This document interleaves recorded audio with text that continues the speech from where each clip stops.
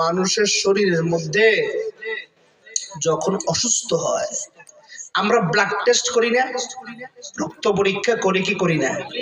রক্ত পরীক্ষা করা ছাড়া একজন ডাক্তার কি সম্পূর্ণ রোগটাকে ধরতে পারে? রোগটাকে তার নাড়ি টিপে ধরে তার বিভিন্ন পরীক্ষা নিরীক্ষা করে ক্লিনিক্যাল এক্সামিনেশন করে একটা আইডিয়া করে, সে আইডিয়ার উপর ভিত্তি করে রক্ত পরীক্ষা, প্রস্রাব পরীক্ষা, পায়খানা বিভিন্ন জিনিসের পরীক্ষার মাধ্যমে এই রোগকে কি করে নিশ্চিত করে, ঠিক কিনা? রোগ যদি নির্ণয় না হয় চিকিৎসা হবে? আগে চিকিৎসার আগে রোগকে কি করতে হবে? নিশ্চিত হতে হবে, ঠিক কিনা?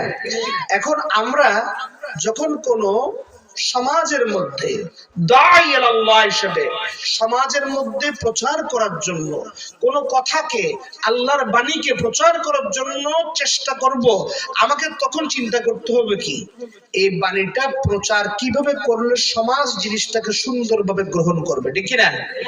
এবং ওই বাণীটার আমি যদি কোনো, যেমন বলেছেন যে আল্লাহ বলছেন যে এই শুয়োরের মাংস খাওয়া হারাম, মৃত ব্যক্তি জিনিস খাওয়া হারাম, জিন্দা গরুকে জবহ করে খাওয়া হালাল, কিন্তু গরু যদি জবহ করে রেখে মারা যায় সেই গরু খাওয়া যাবে? এগুলো আল্লাহ পাক, তার তো দেখা সবকিছু সামিউন বাসির, তিনি সব দেখেন সব শুনেন, ঠিক কি না? বান্দা কি সামিউন বাসির? বান্দা সামিউন বাসির নয়, আল্লাহ পাক সামিউন বাসির, কিন্তু বান্দা আল্লাহ তাকে যা জানান তা জানেন, ঠিক কি না?